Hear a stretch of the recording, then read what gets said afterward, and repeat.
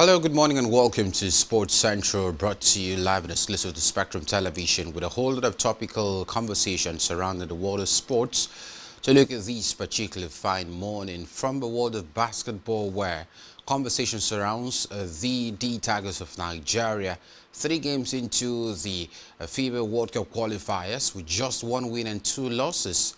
And it sparks questions about the team's readiness to at least qualify from the group phase of these particular qualifiers. We'll also look at basketball in the United States of America, with franchise still keeping up the momentum and looking forward to gather more points, as we're looking forward to more matches as well. We'll also look at the world of boxing this morning and all the conversations surrounding the world of football as well, because even at the moment, still yet to, of course, officially see the list of the Super Eagles, of Nigeria in preparations for the AFCON. Less than 20 days before the start of the AFCON, and preparations by many nations are in top gear for what promises to be an entertaining tournament. I am Tobe David, but before we talk about all of these sports stories extensively, let's first of all bring you up to speed with some big development making rounds in the world of sports. Welcome to the show.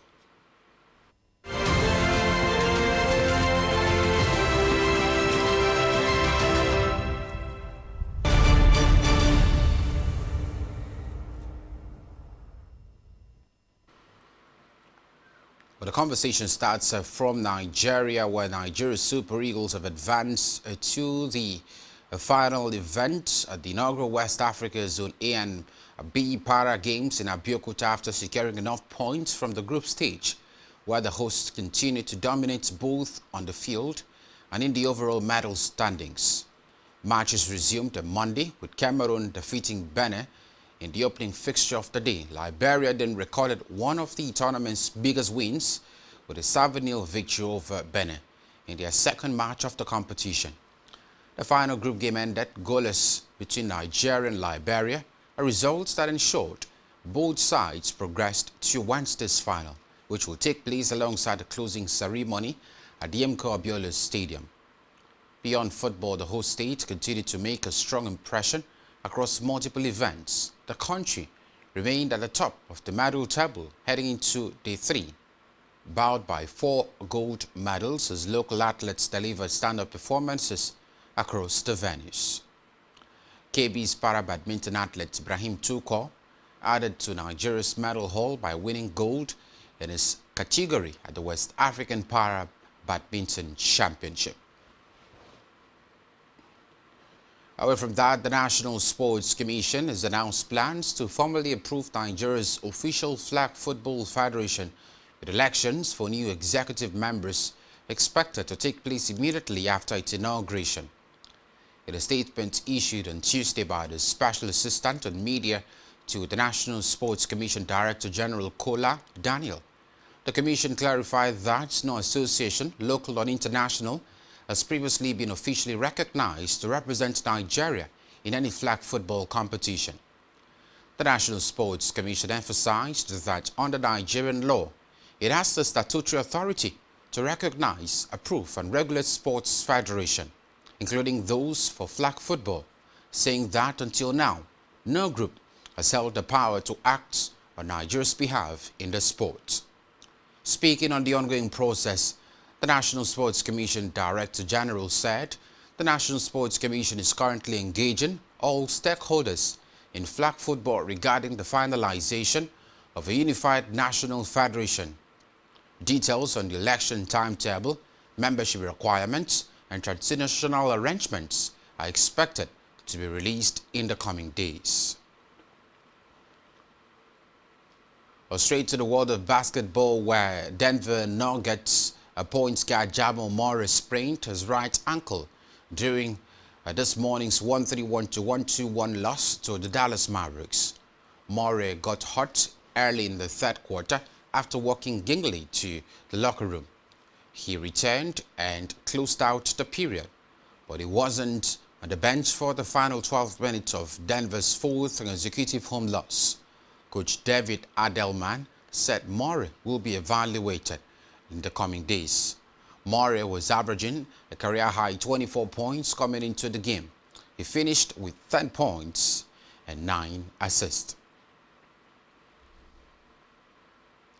World Football Governing Body FIFA's reversed its earlier directive on when European clubs must release players for the 2025 Africa Cup of Nations in Morocco.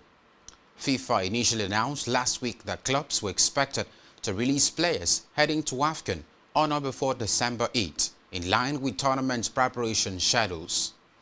However, following intense pressure and complaints from several European clubs over fixture congestion and player availability, the decision was reviewed. In a new communication issued on Monday, FIFA confirmed that clubs will now be permitted to retain their African players until December 15, giving teams an additional week before releasing their internationals. The adjustment means that many stars will be available to feature in important domestic continental fixtures before joining their national teams for pre-tournament camping. The 2025 AFCON is scheduled to kick off later in December in Morocco. Still talking football, Bologna's 12-match unbeaten run came to an end on Monday when it went down 3-1 at home to Cremonese, for which Jamie Vardy scored his first double in Serie A. The match pitted a home side unbeaten in 12 games against a visitor that lost his last 3 league matches by a combined score of 6-2. Yet it was Cremonese that struck first after half an hour. Matteo Bianchetti's poised throw ball put Martin Payero on goal, and as a short finish gave the goalkeeper no chance. 4 minutes later, Jamie Vardy made it 2-0 with a carbon copy of the opener. Federico Bonazzoli's pass set him free of a leaden back four, and he coolly slotted home from almost exactly the same position as Payero. Riccardo Solini pulled a goal back from the penalty spot on the stroke of half-time for Bologna, but Vardy, the summer signing from Leicester City, restored Cremonese's 2-goal cushion 5 minutes into the second half when he stole in at the near post to tap home an inviting cross from the right. It was an uplifting night for Vardy, who was reportedly the victim of a robbery last week. The result was also a boost for his club. After winning his first 2 matches of the campaign, Cremonese had won only 1 since. Monday's result lifted it 2 places into 11th. Bologna fell to 6th behind Como on goal difference.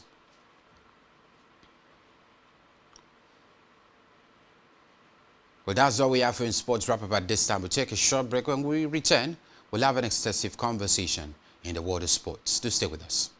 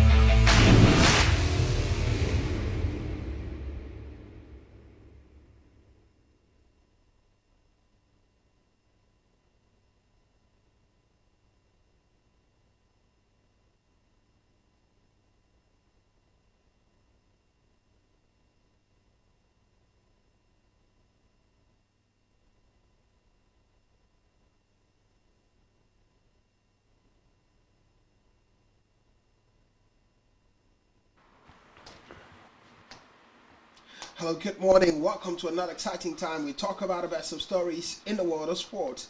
It is Sports Central, and my name is Blyden Okem. Exciting times ahead. You already see the guys. The guys are seated on table of greatness and ready for this one. The biggest talking point would be all about the attraction within the context, preparation, AFCON. As FIFA has given a new rule, and part of the rule is that an extension for clubs to have health of their players towards a 1 week extra towards the AFCON. Well, many concerns from a Nigerian point of view would be if Nigeria, Super Eagles of Nigeria, could really do the magic at this AFCON after failing to qualify for the World Cup. Similar conversation where we're looking at some of the biggest games, the para sports in West Africa taking place in Abeokuta. We'll get to talk about it. Boxing also, as Alexander Usyk is saying, looking at Wilder being his next opening. He's offered Wilder before, but for Wilder in recent times his stock has fallen. And what a conversation is, Alexander Usyk says my preferable opening is Wilder. Well, part of the beginning of this conversation, we'll also look at a football fans collation that took place over the weekend. The Planet Radio, Spectrum TV, and Tangsio FM collided with the fans having the energy watching the game between Chelsea Football Club and Arsenal, which ended in a draw. Beyond further conversation, the guys are seated with me. We get to talk about all of this in quick succession. With David being part of the mix and 4010 also being part of the mix. Good morning, with David. Well, how are you today? Happy New Month to you, first of all. Yeah. Delighted to return, and in a week where I term one of the most interesting weekends for me, particularly because I look at the biggest football fans collision. It was something very, very memorable for me. And just like I said at the end of that event, I really wish we can actually have this more. Vaughn actually mentioned during offer that we should have it even twice next year. Yeah. And I think if it's possible, then we can actually do it as well. I had fun, basically, in the light of watching the Chelsea and Arsenal game. And that was just basically what we're looking forward to. Uniting the fans, football followers across the state and even beyond. And of course, also ensuring that we also take them along and also ensuring that they also have fun. That's what we stand for. I mean, ensuring in there for David. It was an emphatic event at the end of it. Good morning, so good to see you today. Excited to be back on a day that precedes the NBA game between talking about the Phoenix Suns and the LA Lakers, where Dillon Brooks against LeBron James and his son. It was more like a battle of families now. Dillon Brooks has always been LeBron James' arch rival, but yesterday it was more against Bronny James. So at the end of it, Dillon Brooks got the last laugh yesterday. Let's see what happens in the next games for them. Well, we'll see what happens even further in the world of NBA. We'll be part of a conversation today. Quickly, let's begin with the football fans collision. A game between Chelsea Football Club and Arsenal. We had to move away from the studios and go to the field, entertain fans, many fans that have been calling and joining us at Engine Lounge and Bar. It was something so interesting. I had lots of sponsors, but one key man was so wonderful for us, who gave lots of gifts, talking about Captain Idion, Basi Idion, in that direction. A massive game that we had. And let's look at the pictures and the traction that came with this particular excitement. The outing from Planet Radio, Spectrum TV, and Tangsio FM in that regard. The guys have already spoken about it.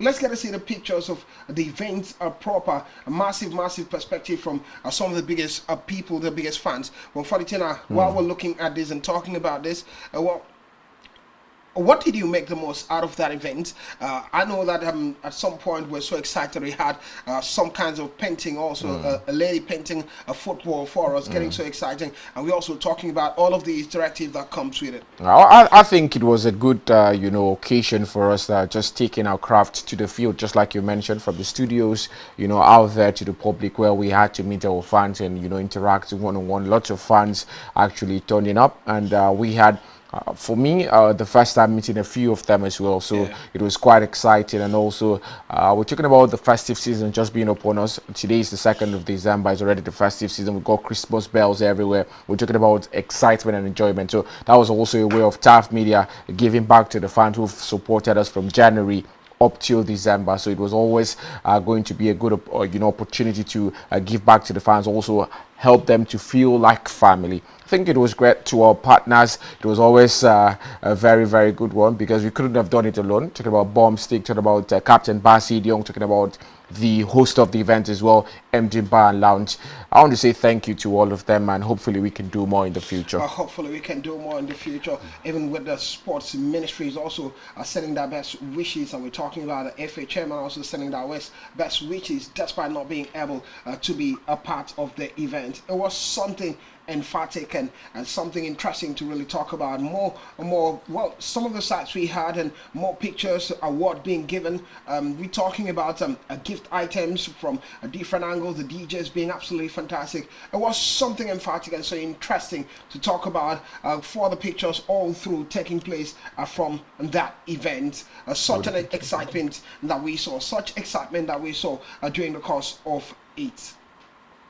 Well, multiplicity of observation also would be the very fact that we had to save the last. I think after party was the most interesting part for me. Immediately after this, we look at you for the tenor seated right there with bomb stick. I'm missing up also with the cameras being out there with the red carpets and Young James being part of it, a whole house turning out to make it really happen.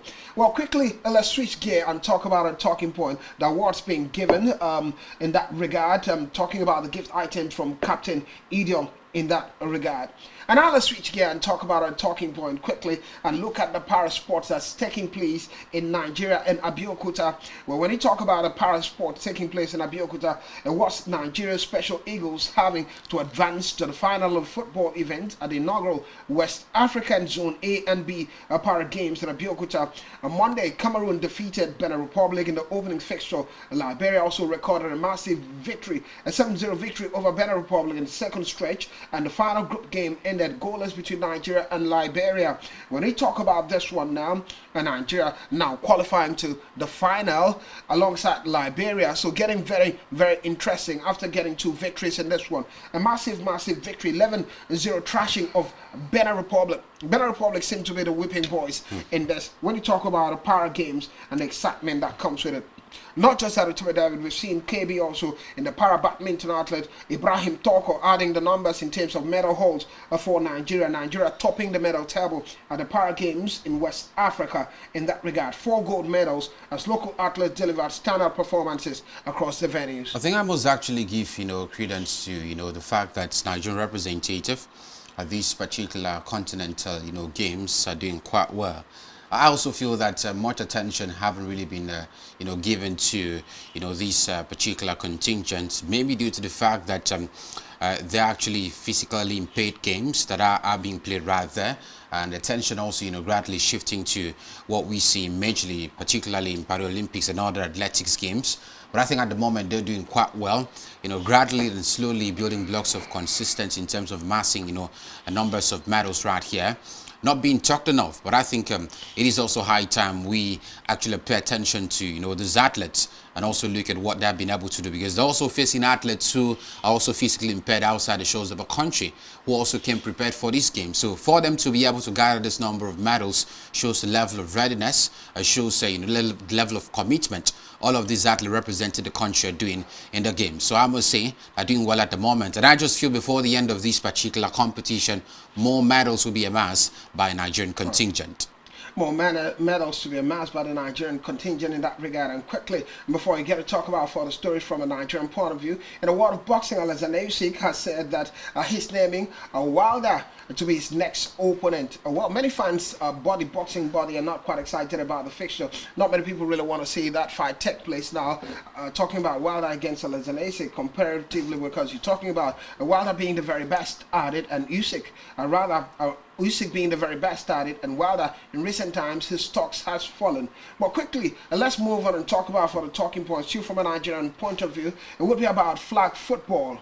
In recent times, guys, we've been building a conversation around flag football, but we hear the Nigeria Sports Commission that moving to approve Nigeria's first flag football federation is something to really talk about. And my guest will be joining the conversation this morning. Academic Kufra, we're expecting Academic Kufra to join the conversation. But while anticipating that, we hear from a special assistant in media to the NSC Director General, Kola Daniel, speaking tough about it, and it could be one to talk about it. I don't know if Academic Kufra is in there and ready for this one, but to David, let's unfortunately I'll stick with you on this until we get to get Academic Kufra join us. What perspective of flag football, we've talked about it in recent times, seem to be a resurgent, but National Sports Commission are saying we have the authority to engage different federations. It could be a first of its kind for flag football. Well, I think it's great to have, the flag football finally have their own federation, because without the federation, you could not make proper development in that particular sport, because every federation, almost, every sport in Nigeria now has a federation. Talking about cricket, they've got a federation. You're talking about basketball, they've got a federation. Football has a federation, of course. So flag football deserves its own as well. But we hope it's not just going to be another avenue for some people to siphon funds, because when you start when you approve a federation, first thing is they fall under the National Sports Commission. Yeah. They now have access to the budget, so under there you will put money for the flag football federation. So now when that money comes in, what is it going to be used for? So far we've seen lots of sponsors of flag football now, but another question would be how it gets to benefit the young stars. Well, let's see if we can have a guest join the conversation this morning. It's Akanimo Kufre there. Akanimo Kufre, good morning. Good morning, Blyden and the crew. It's good to hear you. So good to have you. It's been a while, I kind of walk off, but let's get straight to the thick of the conversation. And when you talk about the NSC, National Sports Commission, coming out and looking at proposals to bring American flag football, the flag football, to be a federation in Nigeria, just like we have the Rugby Federation, we have the Cricket Federation, and all of that. And what are we looking at? It should be quite exciting for you, because in recent times, you and Ifyogin have been engaging in flag football. Just recently, Nigeria, not a Kwibum girl, men and women team from community secondary school. I think it's Ibiako Itam, somewhat there. They call it Comsecom. We heard that they won the national flag football for men and women, and quite exciting. And now we're talking about a federation for it. Possibilities of it happening anytime soon, and how excited are you about it? Okay, this is quite a good news for Nigeria and for athletes and young stars who are hoping to bring out their skills and talent in different sports other than football. When you look at the size of Nigeria is the right market for any type of sport that will be introduced into the country, because one, we do not carry as they always say, we do not carry last, and we have this never give up spirit. So for flag football to come in, I think it's also a big opportunity for young stars to maintain the momentum that we've had already. Just like you see in Africa, we have been winning back to back as far as flag football is concerned. So the Sports Commission adopting the federation proper, because they have been procedures for that already, to move from association status to full-fledged federation. I think it's a plus for us, looking at what we are going to achieve from this non-tackle version of American football. This tackle of American football. Kanimoko Fred, just one more conversation with you before we let you go. A quick one. What we're looking at American football now, a benefit from a Nigerian point of view. Not many Nigerians get to follow flag football. Is there a momentum where we begin to talk about good fellowship for flag football? And what do we start to gain as a federation, as a nation, in flag football? Is there a World Cup for flag football? Because most often than not, nations are participating in the World Cup and you see the citizens be behind them. Okay, if you see the template that other climes like the US has for collegiate program, scholarship programs for kids who are excellent in their games and academically, I think that this is one of the reasons that we should embrace flag football, because there's a big opportunity for our kids to go into the US and, of course, apply their trade with some clubs or colleges. So that is one of the instant benefits. Another benefit is that we have businesses that are of American origin that can easily sponsor these games.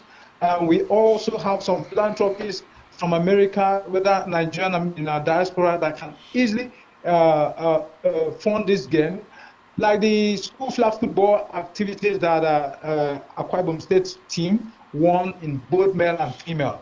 You could see the brands on their t-shirts already. But this is just a small game that we didn't know much about. But they have branding from companies.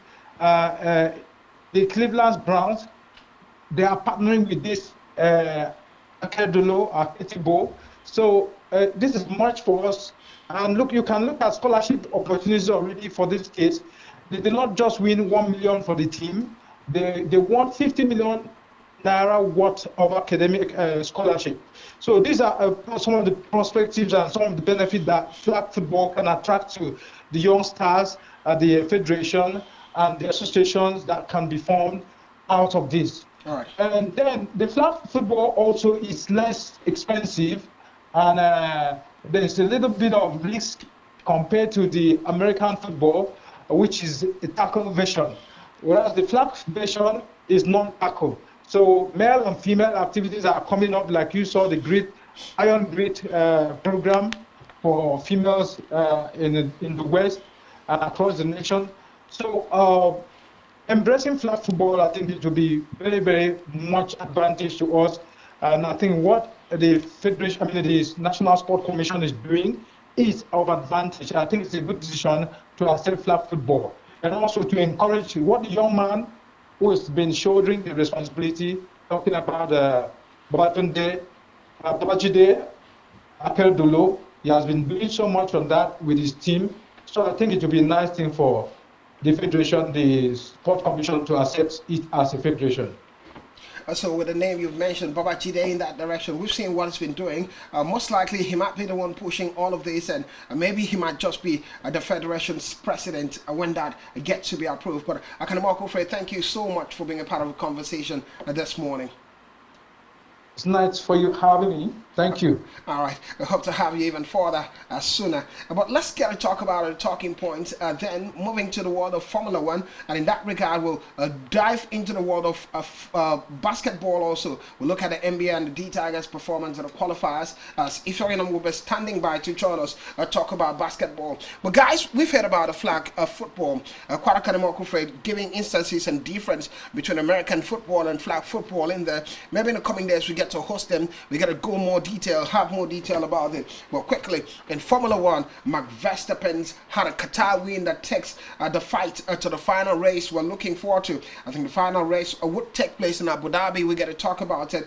Not necessarily Abu Dhabi, but first up, they've moved ahead of Piastri by 4 points. Talking about Englishman Norrie in that regard, but Max Verstappen is 12 points, having a 12-point lead over Max Verstappen in this. Well, funny thing, you've been really following what's happening in the world of Formula One. What a KG1 it was for them, but Max Verstappen taking it to the last lap when it has to do with the Formula One races. Well, his 7th win of the season, tied level now with Oscar Piastri and Lando Norris. So definitely it was always going to be that case of can Max Verstappen take this fight to the final race of the season, which will happen in Qatar. So I think it was always coming because Lando Norris and Oscar Piastri, they definitely defaulted the alliance at a point. Oscar Piastri, he was the first, driver to reach 7 wins this season, but since then he fell off and allowed Lando Norris to take over. Lando Norris, for him, I think it's quite unfortunate because by now we've been talking about Lando Norris being confirmed as a drivers' champion. Yeah. But during that race where his, team was disqualified, talking about Ferrari? Is it Ferrari or McLaren? One of those teams. Yeah. So the team was disqualified there, and it was quite, sad for both Oscar Piastri and talking about Lando Norris. But now, Verstappen, I'm quite happy because usually in the past 5 seasons we've had the last race of the season being a dead rubber race. You don't really, there's nothing to look forward to. But now the top 3, drivers still have something on the line. They can all win on the final race of the season, so it's going to be very exciting. Well, for sticking with you, conversation is for Norrie to win this. Norrie must finish at least third. That's if Verstappen wins. If Verstappen wins the rest next Sunday. So what are you looking at? Let's look at your octopus now. What do you think can happen at the final lap? Well, if Verstappen wins, that's the thing now. Would Verstappen win the race? If Verstappen doesn't win, maybe Lando Norris could have the luxury of finishing below third. But when you look at it, I think between 3 of them, Lando Norris has been the most consistent one. Look at all the races. He's had more podium finishes than Verstappen and Piastri. So there's no way he's not going to finish in the top 3 he for me. Better not be disqualified in the crossover because that could change the narrative in that direction. Well, quickly, let's move ahead and talk about basketball. And first conversation, I hope Mr. Ifeanyi is right there with us. First conversation will be about the D-Tigers walking a tightrope when it has to do a World Cup qualifiers in that regard. A World Cup qualifiers taking center stage, and we've seen the first 3 games for the D-Tigers for the 2027 FIBA World Cup qualifiers. Nigeria's D-Tigers are already already in difficult situation. 2 defeats, 1 win, leaving them third in the group. It all started with an 88-78 overtime defeat at the hands of Tunisia, which took place last Thursday. The next game was against Guinea, also secured their first ever win over Nigeria, beating Nigeria 69-55, but they got a victory against Rwanda. Well, a big thanks to Maurice Udeza's 30-point highest by any player at window 1 of the qualifiers. We'll talk about that before you get a listen to if you're in that regard. When you talk about this now, performance-wise, it's not been very good for Team Nigeria D Tigers. This is the first, but the good thing is for you to qualify to the next round, you have to be in the top 3. We're looking forward to the second phase of it, but so far it really looks shaky for the D Tigers. Well, I think I'm quite worried about the fate of the D Tigers now, because when you lose your first 2 games of the opening qualifiers, it sparks questions about the quality of the team, which I think that's what it is at the moment. They recently won their last game. That's why they're even able to get 1 win out of 3 games. That's really concerning, because I do not know what gets to happen in the next window. What if we still have this same momentum, where you have to, of course, blip and lose more games than you've actually won? That could also, in turn, affect the team and their quest of qualifying to the next round of the competition. So I think for the D Tigers of Nigeria, it is basically a clarion call that they have to do better. They have to sit up. Every single team in that group are a major threat. I mean, the team you won in your last game may eventually still beat in the next game if you do not prepare better. So I think at the moment, yes, there's still high chances of them qualifying, but it starts with playing better, amassing large number of points, and also be defensively resolute. And that's what I see for the D Tigers. Otherwise, they may just be booted out of the qualifiers. Otherwise, they may just be booted out of the qualifiers. And quickly, let's see if we can join a few of them and get to talk about all of this now. The state of the D Tigers, and we move into the NBA and really look at what's really happening in the NBA. Mr. Fiocrete, are you there? Good morning. So good to have you be part of the show.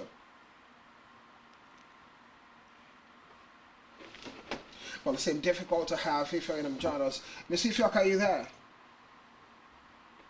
But when we get to Harvey Fielka, well, the conversation continues with him. Well, quickly, let's move to the world of NBA and talk about some of the big games that's taking place. And for the tonight, I'll get a start with you. We've seen the Phoenix Suns snap a Lakers 7-game winning streak with 125-108 victory. You were talking about it quite early, talking about Bronzy James and LeBron and all the guys that are causing the attraction. Well, the Utah Jazz also outlast the Rockets 133-125 in bounce-back game.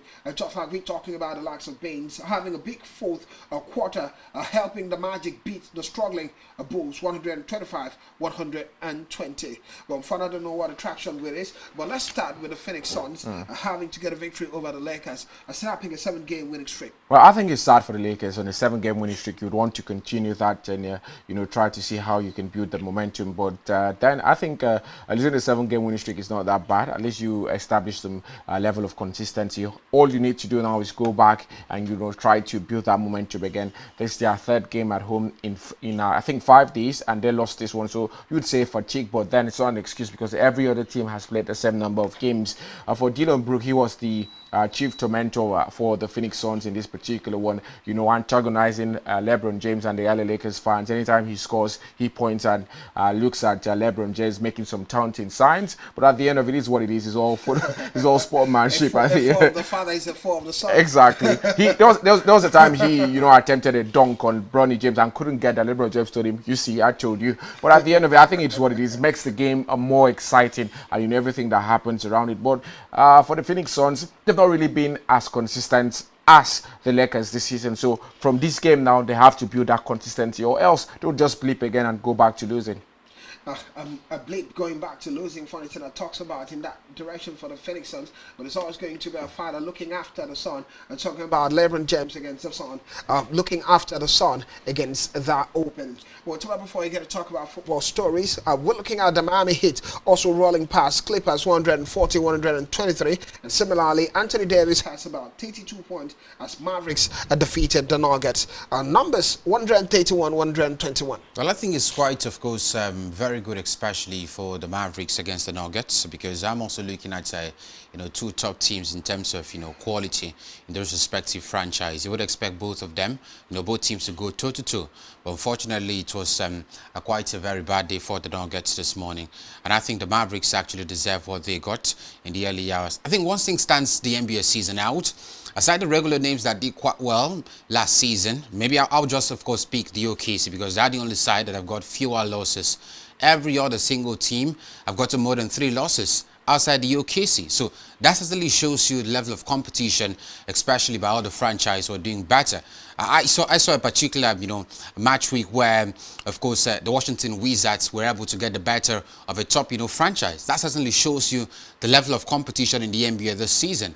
And I just feel if he continues this way, many will be actually forced to, pick, the OKC being the favorite to win this title once again. Over time, we've always had team, winning the title and then getting to, suffer or struggle the following season. But the OKC are very, very far from, that particular, statement at the moment. So for other teams, they're still trying to get their balance. And I just feel as the competitions go further, they will definitely get their mojo back. As the competition goes further, they get that mojo back, which would have it giving indication regarding other teams, not just the OKC. And now we'll go on a quick break, and when we're back, conversation continues in the world of football. Maybe a little traction still within the world of basketball as the Milwaukee Bucks continue to struggle as they were beaten by the Wizards, 429-126. We'll go on that break, and when we're back, football story takes the center stage. Don't go anywhere.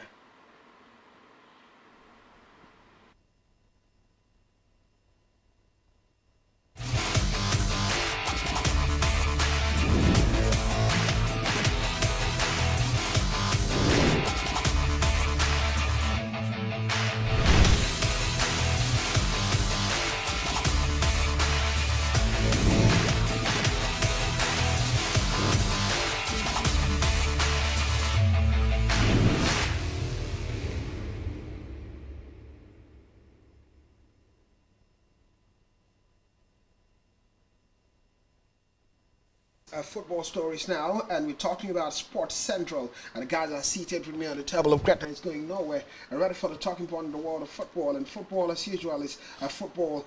Here we go. And when I talk about football from a Nigerian point of view, it gets even further exciting for me, and because we're talking about a Nigerian international first. The Super Falcons goalkeeper Chiamaka Nnadozie has won the WSL Save of the Month. We've talked about it since she moved from Fanitina. She moved from a previous club now, Paris FC, to Brighton Football Club now. It's been all about good stories for her. A shot stopper, beating strong competition from Aston Villa, Sabrina Angela, and Liverpool's Faye Kirby, and Manchester City Ayaka Yamashita took the award everywhere she goes to, always being a top goalkeeper. Well, I think Chiamaka Nnadozie is just a goldfish, and what we say about goldfish, it has, it has no hiding place. She performs anywhere she goes to. 4-time African Goalkeeper of the Year. I think that's a testament to the level of prowess she shows. And now she's struggling a bit with Brighton and Hove Albion, not in the top 5 of the Women's Super League. As expected, anyway. No, last season they finished in the top 5, but this season people were expecting them to do better than that. But they faltered their lines a bit, not winning games where they're supposed to. But Chiamaka Nnadozie has been the standout performer for them most times. She saved, I think, about 2 penalties this season already, so doing quite well in the Women's Super League. Let's see if a top club will come calling for her, because she still has age on the side, at least with her football age. So let's see if maybe one season from now we can see Nnadozie playing for a top club in the Women's Super League. Well, it depends on the time she's got, but we're talking about a 24-year-old who joined Brighton ahead of current WSL season, quickly becoming the fan favorite. Well, and what's that game where Nnadozie won the accolade for a brilliant save in Brighton's 1-1 draw with Liverpool. She sprang acrobatically to take Fuka Nagoro's long-range strike onto the crossbar before she went out to play. Well, simply what we're talking about, and quickly, another interesting conversation is that Nigeria are to release AFCON provisional list December 3rd. Well, Tommy David is just at the corner now, December 2nd. Tomorrow we're looking at now provisional list for Nigeria being out. Many Nigerians are not enthusiastic about the Super Eagles of Nigeria after not qualifying for the World Cup. Before then, many were thinking with Victor Osimhen and Devil Lookman in top form, we're thinking they'll go all out and probably maybe go to win the Nations Cup. But lots of doubt at the moment, but the list is set to be out tomorrow. Well, we're looking forward to the provisional list. I can't actually make permutations at the moment. I was actually, thinking exactly why the delay in, releasing the provisional list, because the provisional list is not the final list. You have 28 players first, and thereafter you trim it to 20-something. Well, that's you got time anyway. Maybe the AFCON gets to start December 21st. Yeah, so. I think one of the reasons is just basically about, looking at the fitness levels of some players who are actually out particularly with injury concerns. But by tomorrow, we'll have the provisional list, and maybe we'll take a look at who should make it and who should be dropped. Looking at who should make it and who should be dropped. So looking at the AFCON we hear from FIFA, that revised the standing on when club sides, European club sides should release their players to join the team or camp in AFCON for AFCON. Well, previously the date was about it was December 8th for club to release their players, but now it's been shifted to December 15th, just 1 week towards the AFCON, which means some of the big players will miss out on the friendly games that will take place before the AFCON. Maybe get to join the last lap before joining it. It seemed like a good one for European club sides. They've been bargaining for it and saying, look, the scheduling has been a problem now. We need some of these players to be around at least a week extra before going to AFCON.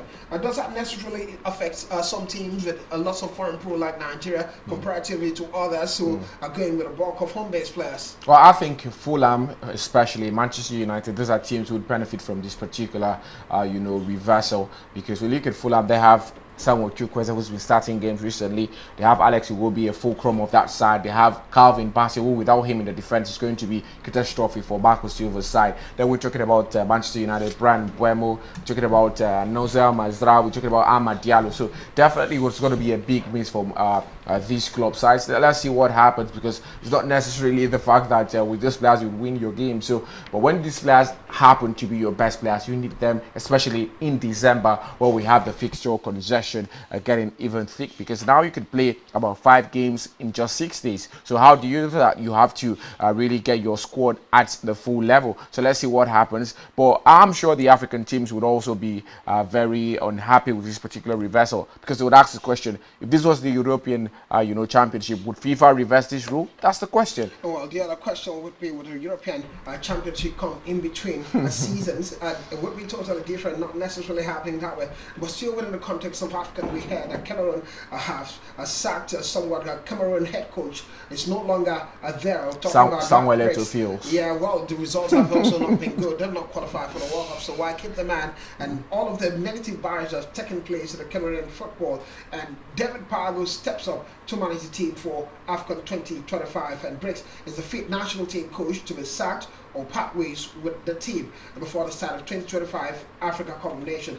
Mark Briggs Cameroon relief of his duty and replaced by David Pago. Ahmad Suleiman of Tanzania parted ways with the Tanzanian Football Federation by mutual consent in November 2025. A month before the tournament, he was replaced by Argentine Miguel Gamondi. While Aaron Grant of Zambia also confirmed his departure by mutual consent.